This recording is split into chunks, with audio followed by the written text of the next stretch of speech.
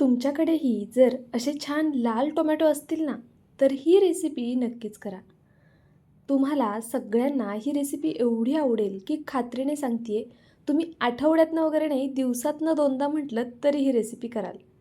करायला अतिशय सोपी आहे, झटपट होणारी आहे आणि खूप जास्त चविष्टसुद्धा आहे. तर पहा, त्यासाठी आपल्याला सगळ्यात आधी इथे 3 असे टोमॅटो घ्यायचे आहेत. आता तुम्हाला किती जणांसाठी ही रेसिपी करायची आहे, त्यानुसार तुम्हाला टोमॅटोंचं प्रमाण कमी जास्त करायचं आहे. इथे मी 2 जणांसाठी ही रेसिपी करते आहे, म्हणून मी 3 टोमॅटो घेतलेले आहेत. तर पहा, हे टोमॅटो सगळ्यात आधी आपल्याला स्वच्छ धुवून घ्यायचे. त्यानंतरनं ह्याच्या देठाकडची जी बाजू आहे ती काढून टाकायची आणि टोमॅटो कट करून अशा पद्धतीने त्याच्या आतल्या बियासुद्धा काढून घ्यायच्या आहेत. या रेसिपीसाठी टोमॅटो शक्यतो लाल बघून घ्या. असे जरा लाल असतील ना टोमॅटो, तर ही रेसिपी खायलासुद्धा छान लागते आणि त्याचबरोबरीचा रंगसुद्धा खूप सुंदर येतो. तर पहा, इथे मी सगळ्या टोमॅटोंमधल्या बिया अशा पद्धतीने आता काढून घेतलेल्या आहेत. तोपर्यंत तुम्ही व्हिडिओला जर लाईक केलेलं नसेल तर व्हिडिओला लाईक करून घ्या. नवीन असाल तर सबस्क्राईब करून घ्या, कारण आपल्या चॅनलवरती अशाच भरपूर सोप्या आणि खूप चवदार रेसिपीज मी अपलोड करत असते. तर पहा, इथे सगळ्या टोमॅटोंमधल्या बिया काढून झाल्या. चला लगेच गॅसकडे वळूया. तर आता इथे मी कढई गरम करण्यासाठी ठेवली आहे. त्यानंतरनं यामध्ये मी अगदी थोडंसं तेल घातलं आहे. आता आपण यामध्ये भरपूर असा लसूण घालून घेणार आहोत. तर पहा, ही रेसिपी पाहताना कदाचित तुम्हाला वाटू शकतं की अरे हां, ही रेसिपी आपण पूर्वी केलेली आहे. मी आज थोड्या वेगळ्या पद्धतीने दाखवते आहे आणि ही रेसिपी आहे ना, काही महिन्यांपूर्वी एक ट्रेंड येतो ना, त्या पद्धतीने व्हायरल होत होती. तेव्हासुद्धा आपण आपल्या चॅनलवरती ही रेसिपी दाखवलीच होती. पण म्हटलं चला परत एकदा ही रेसिपी तुमच्यासोबत शेअर करूया. बऱ्याचदा काय होतं ना गृहिणींचं, एखादी भाजी आपण करतो आणि मग नंतर ना मग खाऊन कंटाळा आला त्याच रेसिपीचा किंवा त्याच भाजीचा, तर मग काहीतरी वेगळं ट्राय करतो आणि म्हणजे आधीच्या रेसिपी असतात त्या विसरून जातो. मग त्यामुळे असं आधीमध्ये तुम्हाला आठवण करून देणं हे माझंच काम आहे ना, म्हणून म्हटलं चला आज तुमच्यासोबत ही टोमॅटोची रेसिपी परत एकदा शेअर करूया. तर इथे मी बघा कढईमध्ये आधी तेल घातलं, त्यानंतरनं लसूण घातला. लसूण थोडासा परतला गेला की टोमॅटो घातले. आता याच टोमॅटोंवरनं आपण थोडंसं मीठ घालून घेऊया. न विसरता मीठ घालायचं, म्हणजे चटणी खूप जास्त रुचकर होते. तर पहा, मी इथे मीठ घालून घेतलं. आता आपण हे टोमॅटो थोडेसे परतवून घेऊया, म्हणजे मीठ सगळीकडे लागलं जाईल. असं मीठ घातल्यामुळे टोमॅटो लवकरसुद्धा शिजतो आणि आतपर्यंत मीठ जातं ना, तर मग तो चटणीमध्ये आळणी लागत नाही. खूप सोप्या आणि वेगवेगळ्या टिप मी देत असते इथे, ज्या महत्त्वाच्या असतात, पण असं वाटतं की हे कॉमन आहे.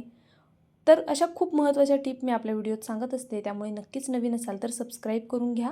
तुम्हाला खूप फायदा होईल व्हिडिओ पाहिल्यामुळे. तर पहा, आता झाकण ठेवूया आणि 1-2 मिनटासाठी वाफ काढून घेऊया.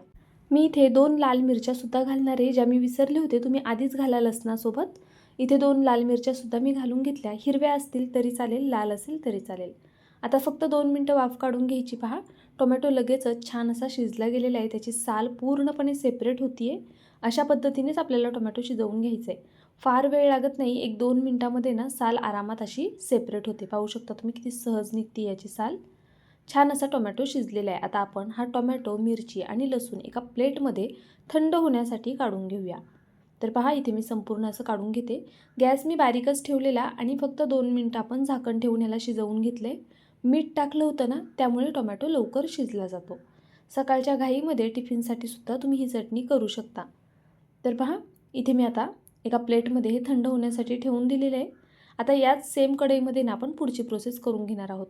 इथे मी तुम्हाला दाखवते की टोमॅटोची साल किती सहज अशी निघून येते. पाहू शकता तुम्ही, अगदी सहज सेपरेट होते. आपल्याला ह्या संपूर्ण टोमॅटोची साल काढून घ्यायची आहे आणि टोमॅटो पावभाजी मॅशरने किंवा काट्या चमच्याने मॅश करून घ्यायचा आहे. आता त्याच कढईमध्ये मी गरजेनुसार तेल घालून घेते. मी इथे जवळपास 1.5 पळी इतपत तेल घातले. या चटणीला तेल थोडं जास्त असेल ना, तर चटणी अजून जास्त चवदार लागते. पण जर तुम्हाला तेल खूप आवडत नसेल तर तुम्ही कमी तेलामध्ये सुद्धा ही चटणी करू शकता. तेलामध्ये सगळ्यात आधी मोहरी घातली. मोहरी छान अशी तडतडली गेली. त्यानंतरनं जिरं घातलं. आता जिरंसुद्धा मस्त फुललं गेले. मग काही कढीपत्त्याची पानं घालून घ्यायची. कढीपत्ता आवर्जून घाला. टोमॅटोच्या चटणीमध्ये कढीपत्ता खूप छान लागतो. तर पहा, कढीपत्ता घातला की लगेचच मी इथे एक मीडियम साईजचा कांदा असा बारीक कट करून घेतला होता, तो घालून घेतला. आता आपल्याला हा कांदा मीडियम फ्लेमवरती छान असा परतवून घ्यायचा आहे. कांदा ट्रान्सपरंट होईपर्यंत परतायचा आहे. आता कांदा लवकर शिजावा यासाठी काय करायचं, तर या कांद्यामध्ये सुद्धा आहे ना थोडंसं मीठ घालून घ्यायचं. आता टोमॅटोसाठी मी आधी मीठ घातलं होतं म्हणून मी इथे फक्त कांद्यापुरतं मीठ घातलेलं आहे. आता आपण कांदा मिक्स करून घेऊया मिठामध्ये. असं मीठ घातल्यामुळे ना कांदा खूप लवकर ट्रान्सपरंट होतो, लवकर शिजायला मदत होते. त्यामुळे मी इथे आधीच मीठ घालून घेतले. तर पहा, असं आधेमध्ये हलवत बारीक गॅसवर हा कांदा मी छान असा परतवून घेतला. आता यामध्ये आपण काही सुके मसाले ॲड करूया. तर सगळ्यात आधी मी इथे थोडीशी हळद घालून घेतली. त्यानंतरनं तुम्हाला आवडेल तितपत लाल तिखट घाला. आपण लाल मिरच्यासुद्धा 2 घातलेल्या आहेत, त्यानुसार लाल तिखटचा वापर करा. त्यानंतर रंग छान यावा यासाठी बेडगी मिरची पावडर घातली. अगदी थोडासा गरम मसाला घातला आणि धना पावडर घालून घेतली. तर पहा, आपल्याला खूप बेसिक मसाले घालायचे आहेत यामध्ये. शक्यतो या रेसिपीसाठी कांदा लसूण मसाल्याचा वापर करू नका. आता मसाले काही सेकंद फक्त तेलावरती मी परतवून घेतले. त्यानंतरनं आपण जो टोमॅटो मॅश करून ठेवला होता ना, तो घालून घ्यायचा. इथे मी काटा चमच्याने टोमॅटो मॅश करून घेतलेला आहे. तुम्ही हवं तर पावभाजी मॅशरने सुद्धा मॅश करू शकता. तर पहा, इथे आपण हा टोमॅटो यामध्ये घालून घेतला. आता आपण हे सर्व छान असं एकजीव करून घेऊया. गॅस इथे मीडियम ठेवायची आहे. मीडियम फ्लेमवरच आपल्याला हा टोमॅटो परतवून घ्यायचा आहे. आता टोमॅटो आधी शिजलेला आहे, पण मसाल्यांचा जो अर्क आहे ना, तो यामध्ये छान उतरला गेला पाहिजे. त्यासाठी काय करायचं, आधी ते मीडियम फ्लेमवर हे छान असं परतवून घ्यायचं. सगळं एकजीव करायचं, म्हणजे मसाला संपूर्ण टोमॅटोला व्यवस्थित असा लागला गेला पाहिजे. पहा अशा पद्धतीने.